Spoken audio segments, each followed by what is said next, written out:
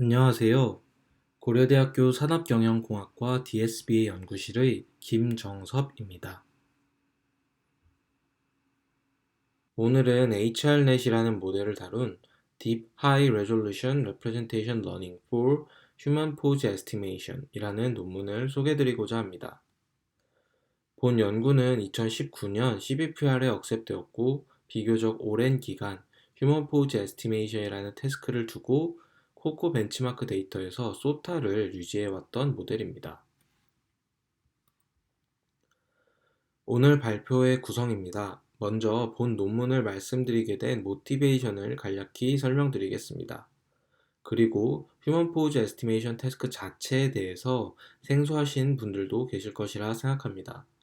따라서 먼저 휴먼 포즈 에스티메이션이란 태스크에 대해 간략히 설명드리고 어떻게 이 문제를 풀어왔는지 살펴보겠습니다. 그리고 본 모델인 HRNet을 살펴볼 예정입니다. 이어서 HRNet이 발표된 이후 이 모델이 어떻게 활용되었는지 살펴보고자 합니다. 먼저 자세 추정이 어떠한 태스크이고 이를 풀기 위해 어떠한 노력들이 있어 왔는지 간략히 살펴볼 예정입니다. 그에 앞서서 먼저 제가 본 논문을 설명드리게 된 모티베이션에 대해 짚고 넘어가겠습니다.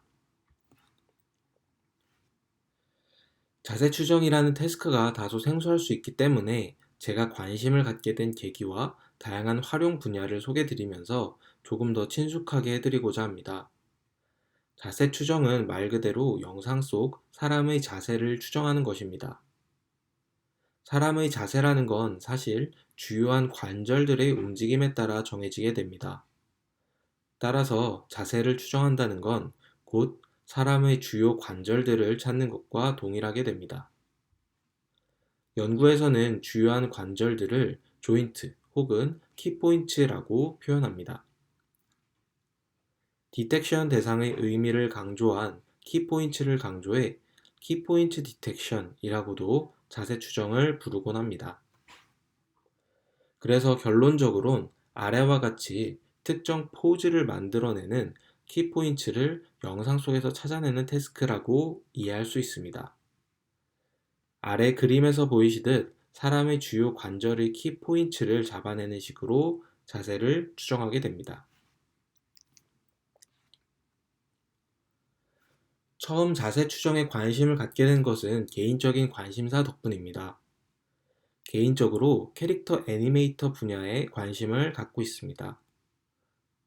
캐릭터 애니메이터는 자세 추정의 어플리케이션 중 하나입니다. 대표적인 아래 두 개의 샘플을 보실 수가 있는데요. 왼쪽은 제가 제일 처음 관심을 갖고 보게 되었던 TensorFlow.js 프레임워크를 활용한 데모 영상입니다. 간단한 웹캠만 있어도 사람의 표정과 동작을 인식해 2D 이미지가 그에 맞춰 실시간으로 움직이는 것을 볼 수 있습니다. 이 방법은 포즈와 얼굴을 실시간으로 인식하게끔 하고 인식된 포즈와 얼굴에 맞춰 각 키포인트들을 움직이도록 만든 것입니다. 그런데 여기에 약간의 단점도 존재합니다. 먼저 팔의 움직임에 따라 팔이 전체적으로 얇아졌다 돌아왔다 하는 것을 보실 수 있습니다. 이는 내부적으로 원근법 등을 반영해 이미지 데이터를 변형시키는 과정에서 나타나게 되는 현상입니다. 고전적인 컴퓨터 비전 알고리즘 중 가장 심플한 알고리즘을 사용해 변형시키도록 데모가 구현되어 있기 때문에 현실과는 다른 다소 비현실적인 변형을 보이고 있습니다. 더불어서 키포인트의 개수가 다소 적은 것도 존재합니다. 따라서 더욱 자세한 포즈를 동기화하기가 어렵습니다. 이 역시 데모로 구현하면서 연산의 복잡도를 줄이기 위해 디텍트하는 키포인트 수를 줄이는 것도 하나의 영향을 하고 있습니다. 실제로 저희 지인 중에 캐릭터 디자인을 하는 친구가 있어 이에 대해 이야기를 해보았는데 처음 보자마자 하는 이야기가 관절의 개수를 더 늘릴 순 없냐는 이야기였습니다. 따라서 개선하고자 한다면 이런 점들을 고려해 개선에 초점을 맞춰볼 수 있을 것 같습니다. 오른쪽은 작년에 출시된 어도비의 애니메이터라는 소프트웨어입니다. 여러분께서 잘 알고 계시는 어도비의 포토샵, 프리미어 프로와 같은 소프트웨어 중 하나입니다.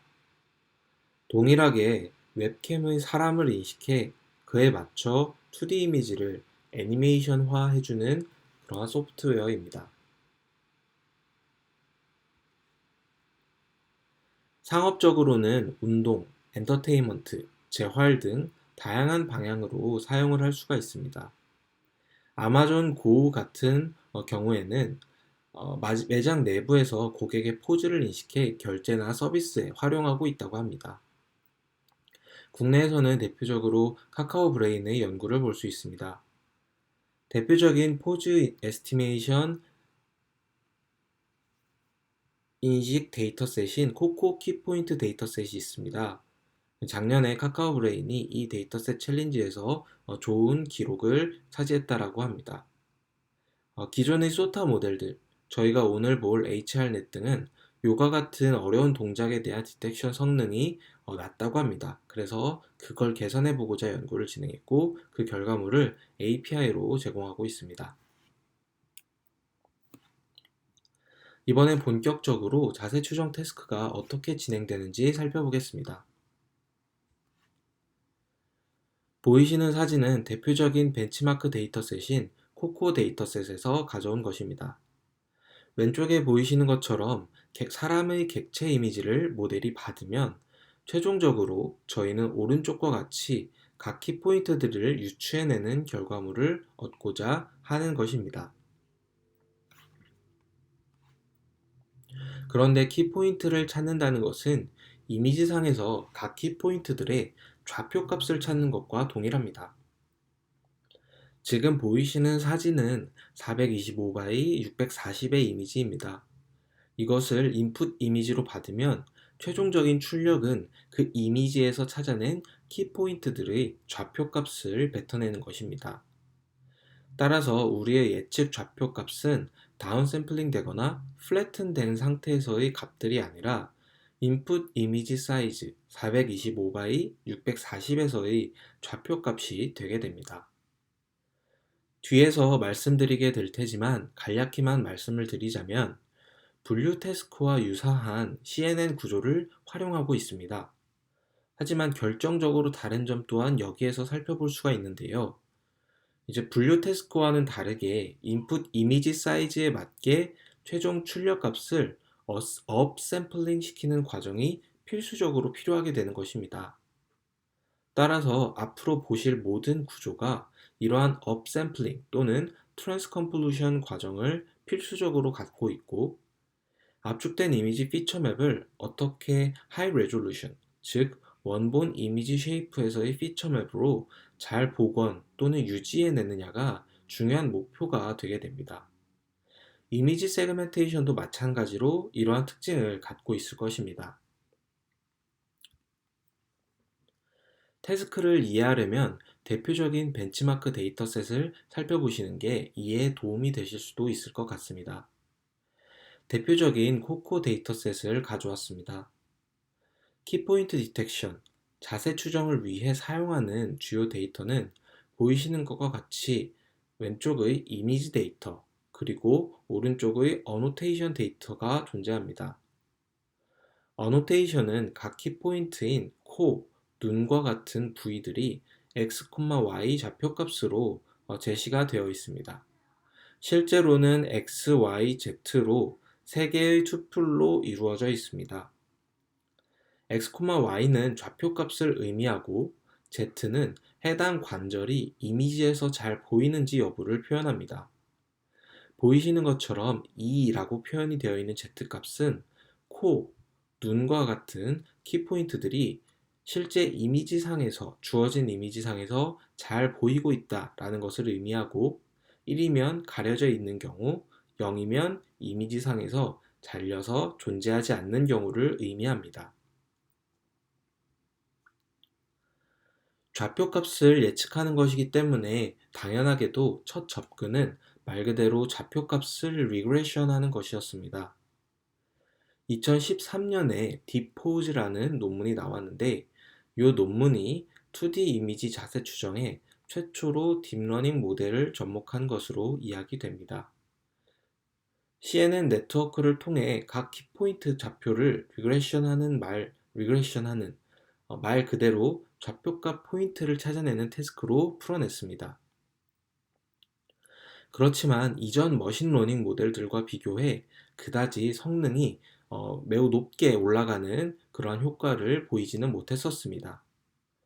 최초로 딥러닝 구조를 활용했고 이를 자세 추정 태스크에 접목했다는 의 정도를 생각해 볼 수 있을 것 같습니다. 중요한 연구가 2년 뒤에 나오게 되는데 2015년 얀 루큰 그룹에서 발표한 논문입니다. 이 논문은 자세 추정 태스크를 핀포인트로 좌표값을 추정하도록 하는 게 아니라 정답 키포인트를 중심으로 하는 가우시안 분포의 히트맵을 예측하도록 했습니다. 말 그대로 인풋 이미지 사이즈에서 각 좌표값들이 해당 키포인트일 확률값을 예측하도록 한 것입니다.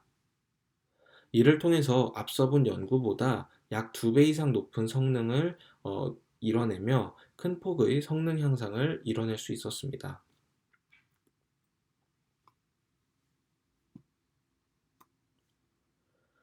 히트맵으로 접근을 한다고 하면 어떻게 접근하는지에 대해 잘 떠올려지지 않으실 수도 있을 것 같습니다.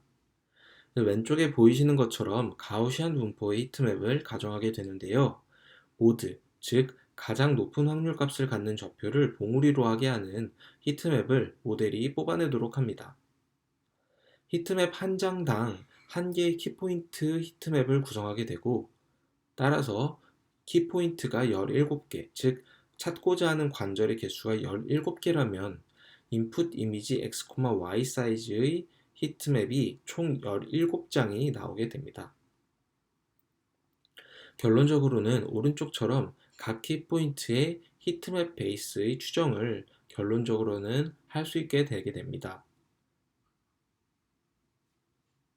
대부분 히트맵 베이스의 예측을 하는 경우 성능이 더 잘 나오는 그런 모습을 볼 수가 있었습니다.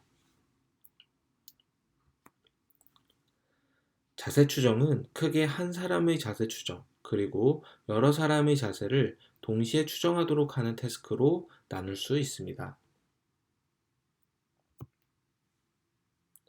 싱글 퍼슨, 즉 한 사람이야 직관적으로 한 사람의 자세를 추정하는 것이기 때문에 어렵지 않게 생각을 해볼 수 있습니다. 사람을 디텍션하고 그 사람의 키포인트를 찾도록 하면 그만입니다. 반면에 멀티퍼슨, 한 이미지에 여러 사람이 존재할 경우에는 어떻게 할까요? 여기에는 두 가지 접근 방법이 있습니다. 탑다운과 바텀업이라고 명령을 합니다. 탑다운은 먼저 사람을 찾고 그 각각의 사람을 대상으로 키포인트 디텍션을 진행하게 됩니다. 왼쪽 이미지 중 상단의 이미지가 이 과정을 보여주고 있습니다. 왼쪽부터 오른쪽으로 순서대로 먼저 사람을 찾고 바운딩 박스로 디텍션합니다. 그 후에 각 사람의 키포인트를 찾아줍니다. 반대로 바텀업은 사람을 먼저 찾진 않습니다. 키포인트들을 먼저 찾아줍니다. 모든 사람의 모든 대상 키포인트를 찾도록 합니다. 그리고 각 키포인트를 각 사람에 맞게끔 연결을 시켜주는 방법을 채택합니다. 일반적으로 버텀업 방식이 보다 빠르게 처리된다고 합니다. 하지만 상대적으로 정확도는 낮은 특징을 갖고 있습니다. 탑다운은 이와 반대로 다소 느리지만 정확한 예측이 가능합니다. 탑다운은 사람을 먼저 찾아주고 그 사람마다 키포인트를 찾는 작업을 순차적으로 진행해 주기 때문에 연산량이 다소 많고 다소 시간 소요를 늘리게 됩니다. HRNet, 본 모델은 탑다운 방식으로 진행되고 있습니다. 사실 자세 추정 태스크는 컴퓨터 비전 분야에서 매우 오래되어 온 태스크입니다. 70년대부터 다양한 방법론으로 시도되어 왔는데요. 지금 보이시는 페이지는 딥러닝 구조를 활용한 연구를 중심으로 주요 논문 혹은 모델을 표기해 놓은 것입니다. 자세 추정 태스크의 백본은 주로 CNN과 오브젝트 디텍션 모델들이 활용되기 때문에 이들의 발전과 궤를 같이 하기도 합니다. 예를 들면 주로 2012년의 알렉스넷, 2015년의 레즈넷과 디컨볼루션 네트워크 등의 연구들, 그리고 다양한 오브젝트 디텍션 연구들이 자세 추정 연구에 많은 영향을 주어왔습니다. 2012년 알렉스넷으로 CNN 구조의 유용함이 다시 한번 확인되면서 다양한 태스크에 접목되기 시작했습니다. 바로 다음 해인 2013년에 처음으로 알렉스넷을 차용한 자세 추정 모델이 등장했습니다. 이어서 2015년에 히트맵 프레딕션 접근을 담은 모델이 등장해서 자세 추정 성능을 크게 높였습니다. 2015년 레즈넷 이후로 이를 차용한 다양한 모델들이 많이 나왔습니다. 2016년부터 본격화되었다고 볼 수 있는데요. 주요 소타 혹은 인용되는 모델들을 좀 적어보았습니다. 여러 논문과 모델들이 있지만 사실 오늘 소개드릴 HRNet까지 포함해 약 2020년까지를 생각해보면 두 가지 목적을 이루기 위해 CNN 구조를 변형하고 서로 연결해 놓은 것들입니다. 그 말씀드린 두 가지 목적은 무엇이냐면 첫 번째로는 이미지 데이터의 글로벌 또는 로컬 특징을 골고루 학습해내는 것. 이는 리셉티브 필드를 어떻게 가져가느냐가 중요한 요소가 될 것입니다. 그리고 더불어서 연관된 풀링 혹은 스트라이드의 적용, 그리고 업샘플링 혹은 디컨볼루션 연산과 연관이 될 것입니다. 둘째로 하이 레졸루션 복원을 잘 해내는 것입니다. 이미지 세그멘테이션처럼 결국엔 인풋 이미지 쉐이프에서 픽셀 와이즈 프레딕션을 해내야 하는 것이 자세 추정 태스크입니다. 그러려면 CNN 네트워크에서 축소된 피처 맵을 결국 다시 원래의 쉐입으로 복원시켜야 하는 것입니다. 이 두 가지 목적을 이뤄내기 위한 연구들이 바로 빨간 박스의 연구들입니다.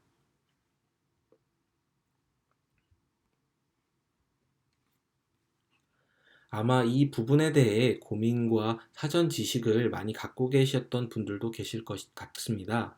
하지만 저는 처음 공부를 시작할 당시에 이러한 부분들이 다소 부족한 상황이었어서 공부를 하면서 조금 흥미있게 볼 수 있었는데요. 사실 앞서 말씀드린 두 가지 목적을 달성하는 데에는 중요한 트레이드 오프 관계가 존재합니다. 글로벌 인포메이션을 얻고자 스트라이드를 주거나 풀링을 해서 리셉티브 필드를 크게 만들 수도 있습니다. 하지만 이 경우 자연스럽게도 레졸루션은 낮아지게 되고 풀링을 하는 과정에서 많은 정보들이 소실되게 됩니다. 분류 태스크라면 분류에 필요한 특징들만 요약, 압축해 학습하기 때문에 문제가 되지 않습니다. 하지만 이미지 세그멘테이션이나 본 태스크인 경우에는 픽셀 와이즈 프레딕션을 해야 되기 때문에 이러한 정보 손실은 후에 큰 문제가 되게 됩니다. 결국 본 연구의 이름에 나오는 것처럼 풍부한 하이 레졸루션 레프레젠테이션을 얻기가 어려워지는 것입니다. 본 연구는 그것을 잘 해냈다는 점을 이야기하고 있습니다. 그럼 어떻게 이 트레이드오프에서 벗어나 다양한 리셉티브 필드로 얻은 특징도 가져가면서 레졸루션 확대도 함께 이뤄낼 수 있을지 살펴보도록 하겠습니다.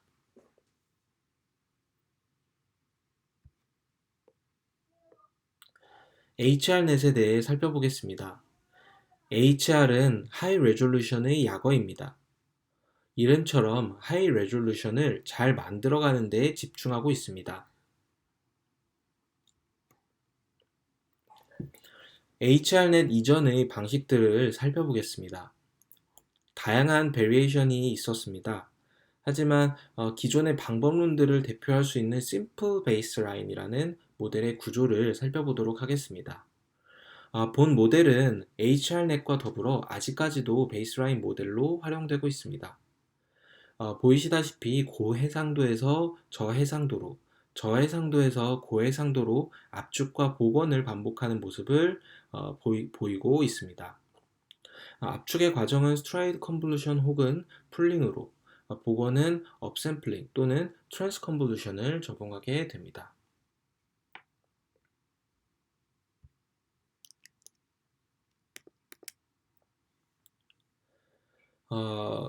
인코딩, 피처 익스트랙터, 압축 등 다양하게 불릴 수 있을 텐데요.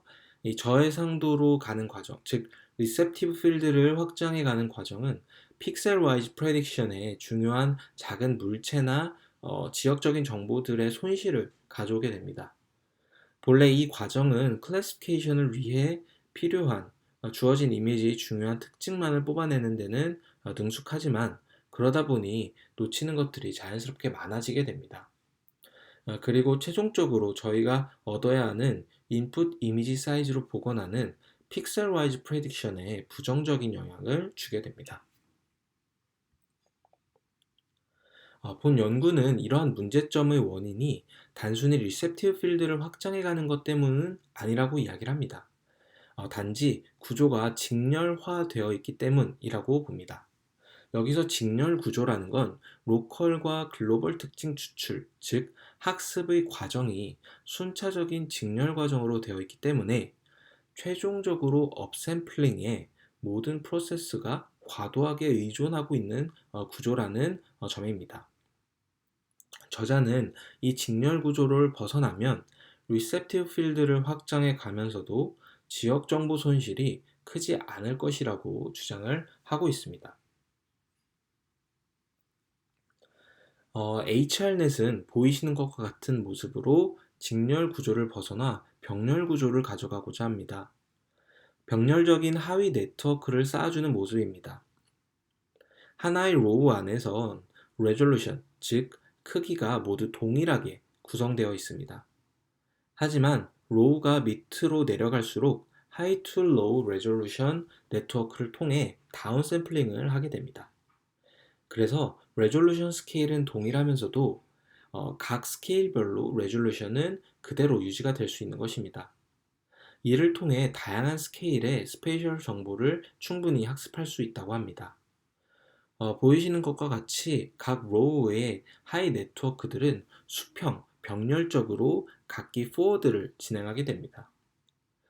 하지만 이렇게만 포워드만 진행을 하게 되면 다양한 스케일의 정보들이 따로 놀게 되는 그런 문제점이 생길 것입니다. 따라서 HRNet에서는 앞서 보셨던 포워드 과정과 더불어서 이와 같이 각 스케일의 정보들이 서로 퓨전될 수 있도록 하고 있습니다. 이러한 과정을 통해서 마지막에 가서는 각 레졸루션 스케일별로 중요한 글로벌, 로컬 정보들이 풍부하게 담기는 것을 저자들은 유도하고 있습니다.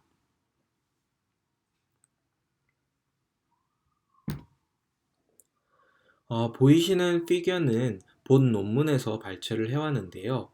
비록 모든 스케일 또는 모든 단계들의 과정들이 보여져 있진 않습니다. 하지만 보이시는 것처럼 병렬적인 구조, 그리고 각 레졸루션들이 서로 퓨전되는 것을 보실 수가 있습니다.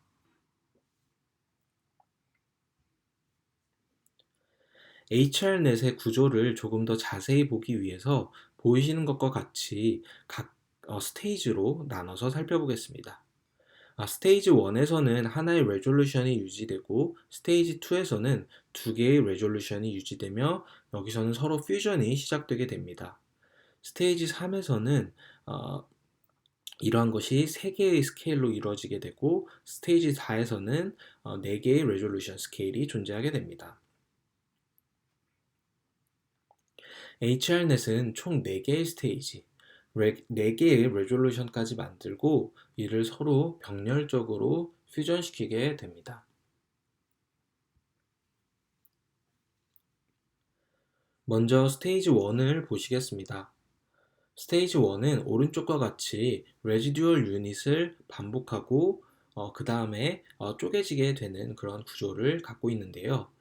원래의 레졸루션을 유지하는 쪽과 다운샘플링을 유지하는 쪽으로 이렇게 가지를 나눠서 쪼개지는 것을 보실 수가 있습니다.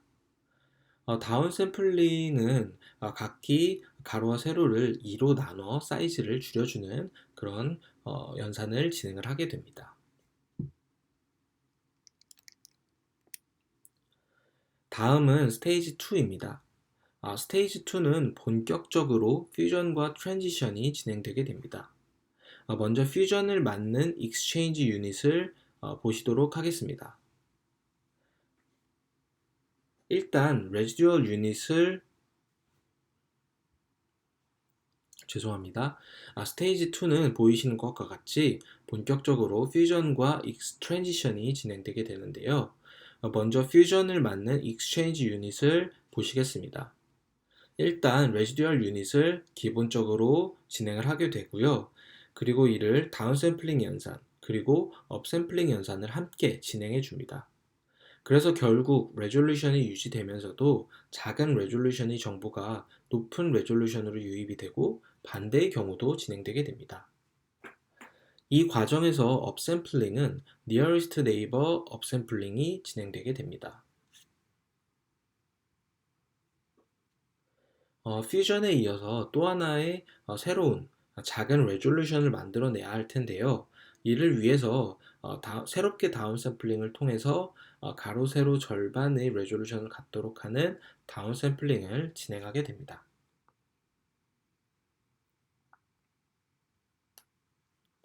앞서 본 스테이지 2와 스테이지 3, 4는 모두 동일한 과정이 이루어집니다. 대신에 스테이지 2, 3, 4는 익스체인지 유닛이 하나, 4개, 2개씩 있어서 퓨전이 반복되는 정도가 차이를 갖게 됩니다.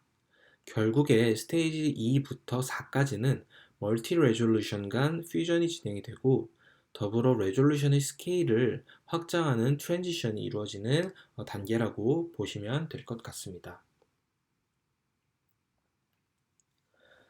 최종적으로는 스테이지 4까지 지나고 나면 보이시는 것과 같이 원본 이미지 쉐이프에 맞게 업샘플링하는 단계를 맞이하게 됩니다. 이렇게 쉐이프를 맞춰준 후에 머지를 해서 최종 프레딕션 히트맵을 얻어내게 됩니다. 이 과정에서 최종 예측 히트맵은 x, y, 17, 즉 채널 수가 17이 되게 되는데 이는 코코 데이터의 키포인트 개수와 같게 됩니다. 즉 하나의 히트맵이 하나의 키포인트 관절에 대한 예측값이 되는 것입니다.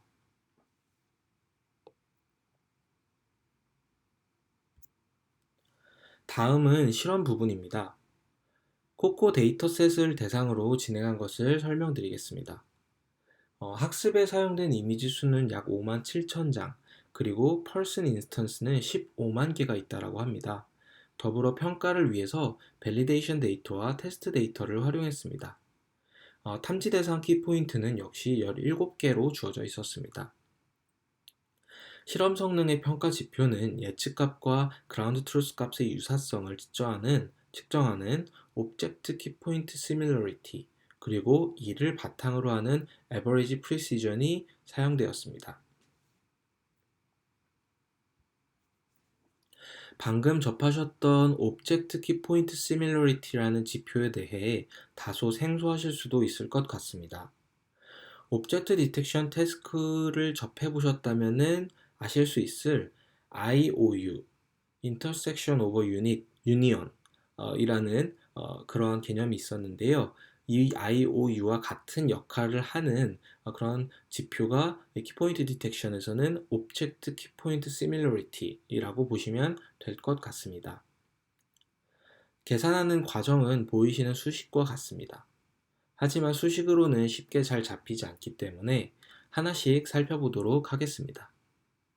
텀을 위주로 살펴보게 되면 보이시는 위에 분자에서 왼쪽에 보이시는 DI라는 것이 보이실 텐데요. DI는 그라운드 트루스와 예측 포인트 간의 유클리디안 거리를 나타냅니다.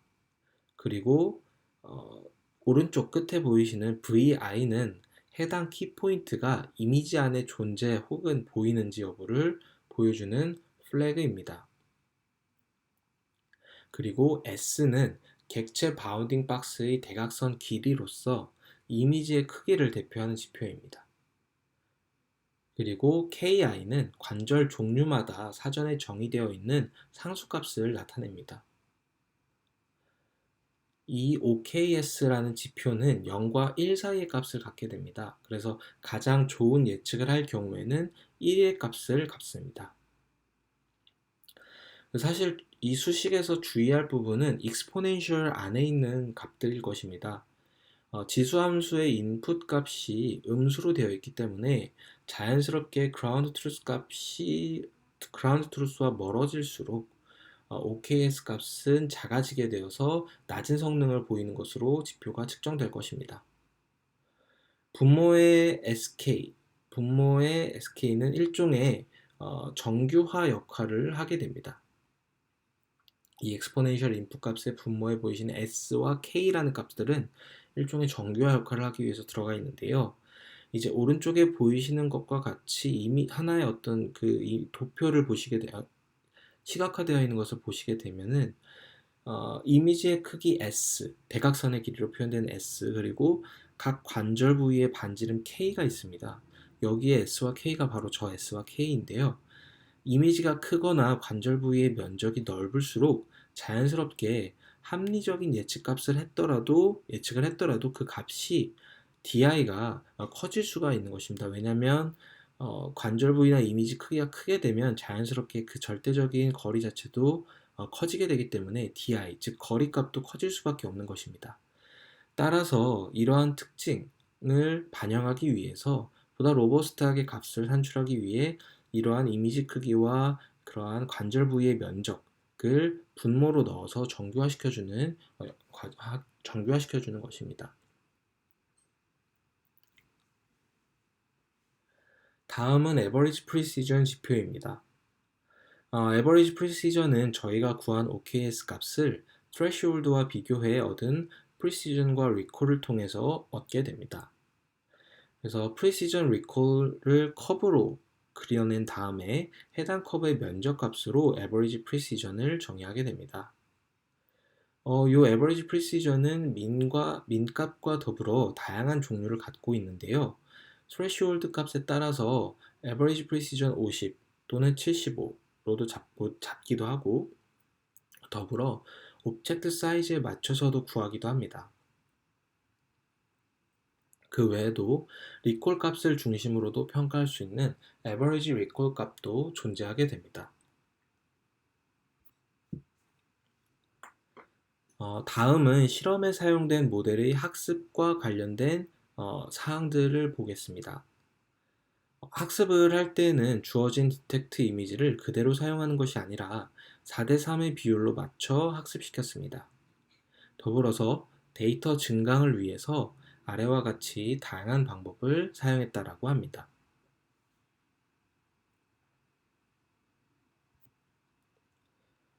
실험의 결과 테이블인데요. 먼저 밸리데이션 셋에 대한 결과를 살펴보시겠습니다.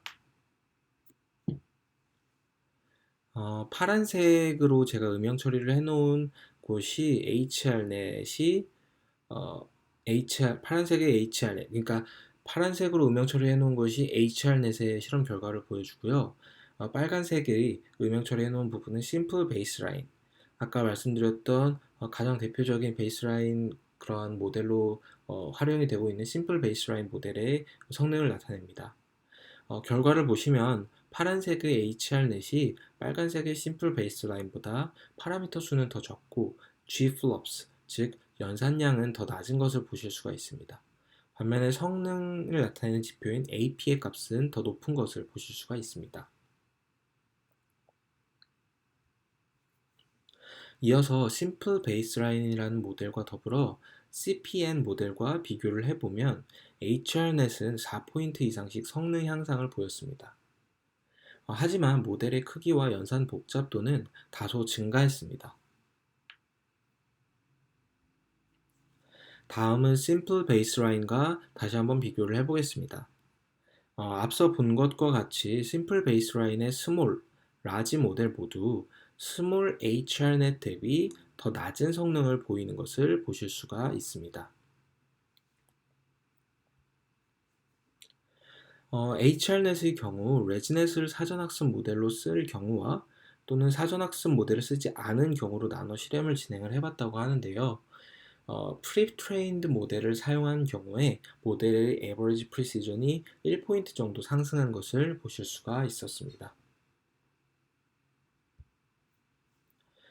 더불어서 HRNet의 사이즈가 증가할 경우 에버리지 프리시전 포인트가 1포인트 정도 증가한 것을 또 보실 수가 있습니다. 다음은 테스트 데이터 결과입니다. 테이블 상단은 버텀업 어프로치 방법들, 아래는 탑다운 어프로치의 방법들을 나타내고 있는데요. 전체적으로 정확도는 탑다운이 훨씬 높은 것을 보실 수가 있습니다. 가장 아래의 HRNet과 비교를 해보면 큰 폭으로 버텀업 접근법들을 압도하고 있는 것을 보실 수가 있습니다. 심플 베이스라인과 비교하면 역시나 HRNet이 효율적으로 더 높은 정확도를 보이는 것을 보실 수가 있습니다. 그리고 HRNet 훈련에 다른 추가 데이터를 적용을 했더니 에버리지 프리시전이 가장 높게 나오는 것을 확인할 수 있었습니다.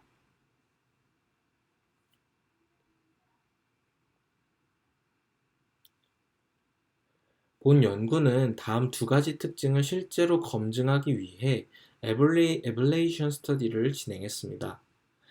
과연 정말 멀티스케일의 퓨전이 성능 향상에 긍정적인 역할을 하고 있는 것인지, 또는 표상의 레졸루션이 과연 정말 중요한 것인지, 이런 것들을 에벌레이션 스터디를 통해 확인해 보도록 하겠습니다. 먼저 멀티스케일의 퓨전과 성능 향상의 관계를 살펴보도록 하겠습니다.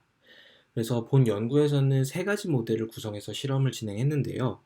먼저 마지막 퓨전만 남기고 나머지 퓨전을 모두 없애서 퓨전을 최소화한 모델 A, 그리고 중간 단계의 스테이지 간 퓨전만 남겨놓은 모델 B, 그리고 마지막으로 HRNet 모델 C입니다. 따라서 퓨전의 정도는 C, B, A 순으로 줄어들게 될 것입니다.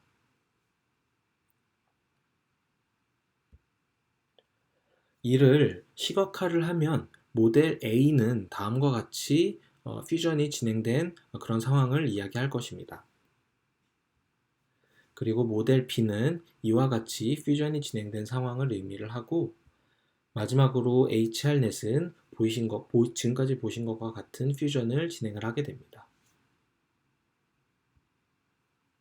다음으로는 실험 결과를 보실 텐데요. 이제 퓨전의 정도가 가장 큰 HRNet에서 에버리지 프리시전이 가장 높게 나타났습니다. 그리고 퓨전의 정도가 가장 낮은 A 모델의 에버리지 프리시전이 가장 낮았습니다. 이를 통해 퓨전의 정도와 모델의 성능이 비례한다는 것을 확인할 수 있었습니다.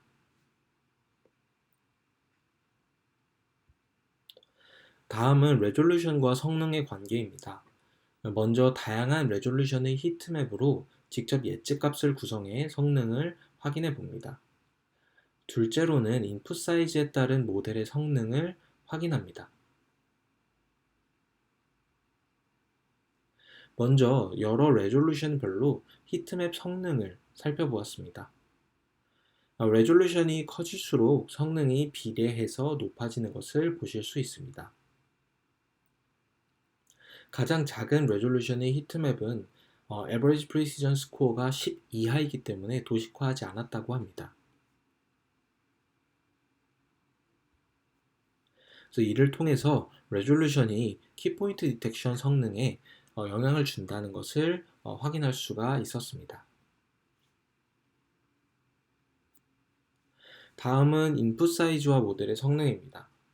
직접적인 성능을 찍어보지는 않고 대신에 이미지 사이즈별로 베이스라인별 HRNet의 성능 향상이 얼마나 커졌는지로 간접적으로 확인을 했습니다. 그래서 확인을 해보니 인풋 이미지 사이즈가 작을수록 HRNet에서의 성능 향상 정도가 높았습니다. 더불어 인풋 이미지 사이즈가 커질수록 그 폭은 줄어들었지만 지속적인 성능 향상을 보이는 것을 보실 수가 있습니다. 이를 통해서 하이 레졸루션을 유지하는 것이 중요하다는 점을 확인할 수 있었다고 이야기하고 있습니다.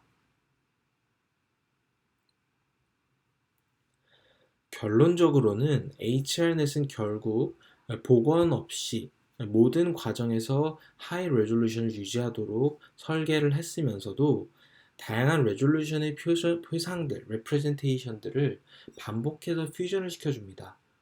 이를 통해서 더욱 풍부하고 신뢰할 만한 하이 레졸루션 레프레젠테이션을 얻어낼 수 있는 모델이다 라고 HRNet은 이야기를 하고 있습니다. HRNet 이후에는 어떻게 되었을지 간단하게 살펴보도록 하겠습니다. 참고로 본 파트부터는 간단한 흐름을 전달드리기 위해 방법론의 컨셉 정도를 간략히 소개드리는 데 목적을 두고 있습니다. 그래서 이를 참고해 주시면 감사드리겠습니다. 앞서 보신 HRNet은 2019년 초에 등장해서 올해까지도 소타 모델로 남아 있었습니다. 물론 해당 기록은 코코 데이터셋에 대해서입니다. 코코에 대해 현재 리더보드를 보시면 다음과 같습니다. 현재 네 번째 기록을 갖고 있는데요. 여기서 바로 위의 세 번째 다크포즈 모델은 HRNet을 백본으로 하고 있습니다. 그리고 위의 첫 번째, 두 번째는 모두 UDP라는 모델의 셀프 어텐션을 얹은 모델입니다. UDP라는 모델의 구조 자체도 HRNet 모델을 활용하고 있기 때문에 지금도 여전히 백본으로서 HRNet은 대표적인 역할을 하고 있다고 살펴볼 수 있습니다.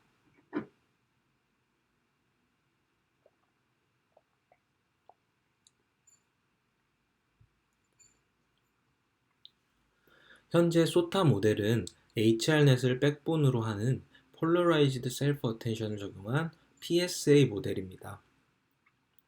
해당 모델은 채널별로 그리고 2D 이미지의 가로 세로별로 각기 셀프 어텐션을 적용해 인풋 이미지의 레졸루션 손상 없이 스페이셜 인포메이션을 다양하게 얻고자 하는 모델입니다. 다음은 3위에 랭크되어 있는 다크 포즈 모델입니다. 다크 포즈 모델은 Distribution Aware Coordinate Representation of Key Points의 약어를 나타내고 있는데요. 백본 모델의 다소 어그노스틱한 그런 접근법으로서 본 모델의 목적은 새로운 모델 구조를 디자인하는 것이 아닙니다. 목적은 최종적인 프레딕션 키포인트의 위치를 보다 정확하게 이동시켜주는 방법론을 찾는 것인데요.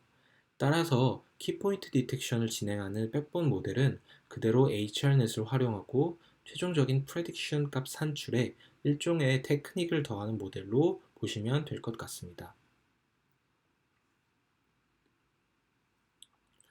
이러한 코코 데이터셋 외에도 2019년 ICCB 챌린지에서 상위 5개의 성적을 얻은 팀들 모두 HRNet을 그대로 거의 가져와서 성적을 얻어내기도 했습니다. 이렇게 오늘 제가 준비한 발표를 마무리하도록 하겠습니다. 긴 시간 발표 들어주셔서 감사합니다.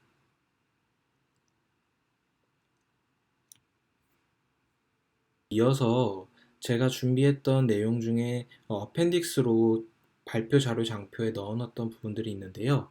앞서 발표를 보시면서 기존의 포즈 에스티메이션 모델에 대해 공부를 해보셨던 분이시라면 다소 의아한 또는 의문을 가질 수도 있으실 만한 점들이 있으실 것 같아 간략하게 이 중에서 한 가지만 설명을 추가해 보도록 하겠습니다.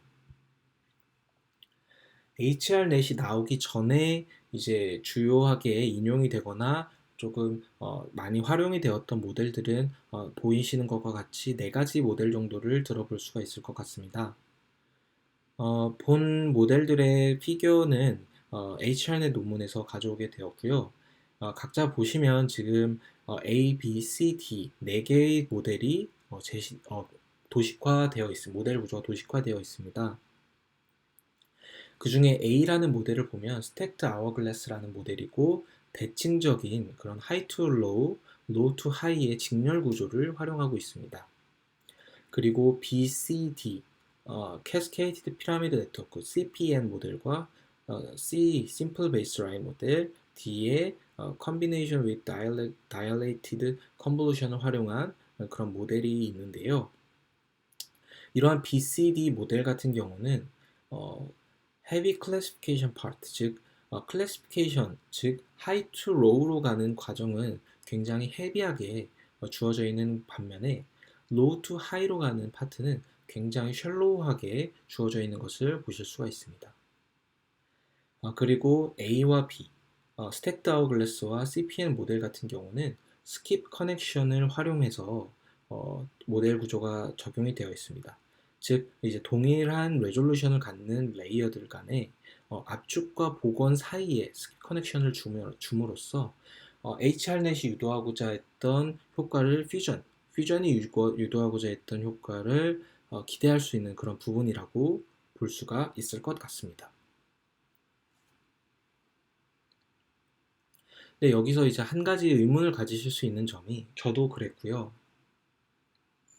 이 A와 B, 스택드 아워글래스나 CPN 구조에서는 스킵 커넥션으로 하이 레졸루션과 로우 레졸루션 간의 퓨전 또는 그대로 레졸루션을 유지하는 그런 패럴렐한 그런 구조를 일정 부분 활용하고 있는 것으로 보입니다.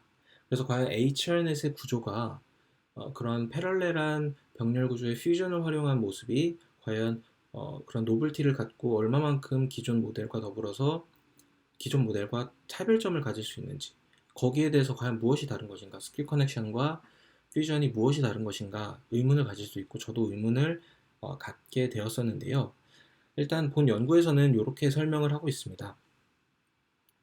HR넷에서의 퓨전의 접근법에서의 조금은 다르게 볼 수 있는 점은 기존의 그런 모델들과는 다르게 하이 투 로우 서브 네트워크를 직렬이 아닌 병렬적으로 처리를 해낸다는 점, 그래서 덕분에 하이 레졸루션을 레커버리하는 것이 아니라 그대로 메인테인을 할 수 있는, 그래서 프레딕션 히트맵이 더욱 정교해질 수 있는 가능성을 얻게 되었다라고 합니다.